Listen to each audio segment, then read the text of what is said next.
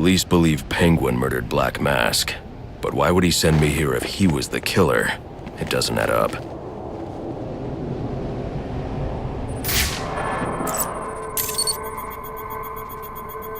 This crime took place days ago.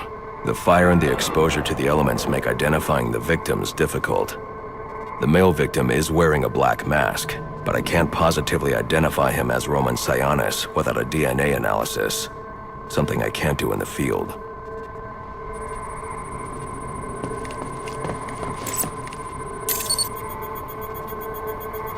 I can identify the female victim based on her fingerprints. Tiffany Ambrose, Roman Sionis' girlfriend, or one of them at least. She was no angel, long list of priors, but nothing to indicate she was the target here. The fire spread as a result of a Molotov cocktail thrown into the room. It may have been intended to destroy evidence.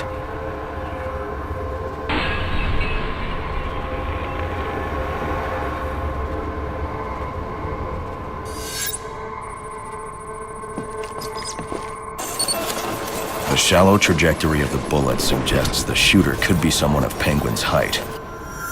But the grooves on the floor suggest that the victim was killed by someone leaning back in a chair. This bullet was fired from a revolver. Ballistics analysis indicates a low angle of trajectory. The shooter could have been someone of Penguin's height, but the pattern in the gunpowder residue suggests the bullet was actually fired by someone lying on the ground. These fingerprints are a match for the Penguin, but they're on top of the soot from the fire. The cops were right.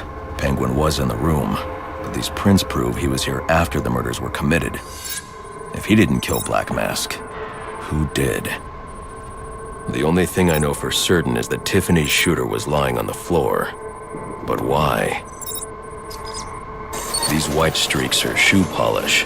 Whoever shot Tiffany was being dragged along the floor. Besides the victims, there were two other people in the room, Tiffany's shooter and whoever was dragging the shooter. The location from which the male victim was shot may tell me more. The DNA here doesn't belong to either of the victims. Whose is it? The fight broke out when someone startled the shooter. It's not clear who won the fight. It could have been either one of them.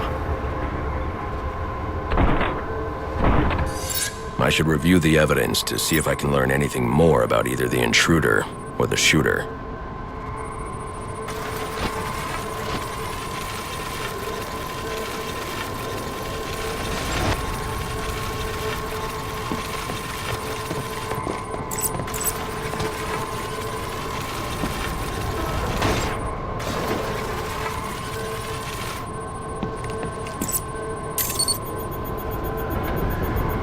Fabric analysis indicates the intruder was wearing a white suit or sport jacket. This fabric swatch could help identify the intruder, but I still can't identify the male victim's shooter. There's one impact area I haven't checked for clues.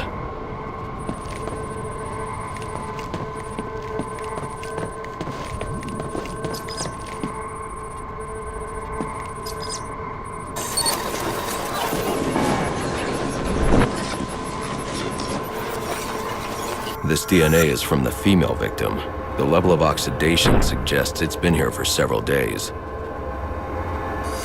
If I review the evidence, I may be able to find out what she was doing when she was attacked.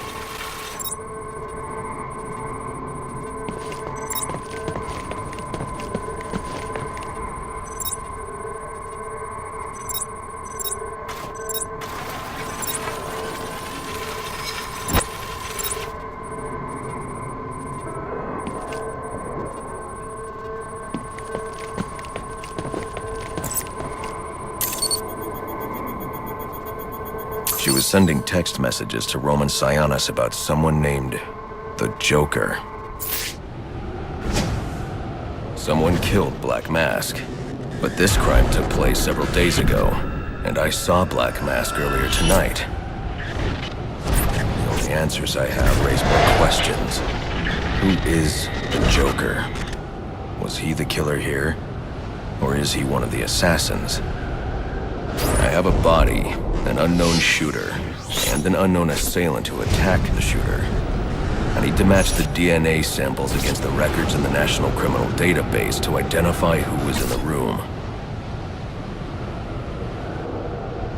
Alfred, I need access to the National Criminal Database. Well, the only way to do that would be to infiltrate the Gotham City Police Department.